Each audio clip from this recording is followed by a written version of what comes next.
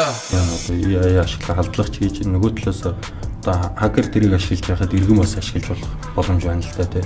Ирсэн одоо тэр нөгөө холбоос URL гэж яриад байгаа зүйлийг эсвэл бол мэйл хаягны тэр илгээсэн мэйлийн адресыг хаягийг одоо юу гэдэг чатууд руу оруулаад энэ хэр өмнө бэ хэр бодтой вэ гээ асуул энэ чинь бас тодорхой хэмжээний үтэй зөвлөгөө өгөх гэдэг байгаа байхгүй.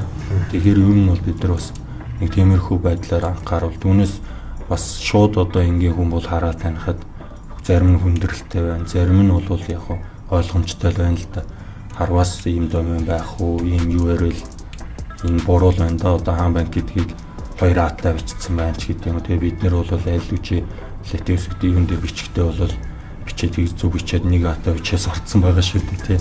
Тэгэхээр энэ дээрээс бол яаж явах уу гэдгийг бол сайн харах хэрэгтэй.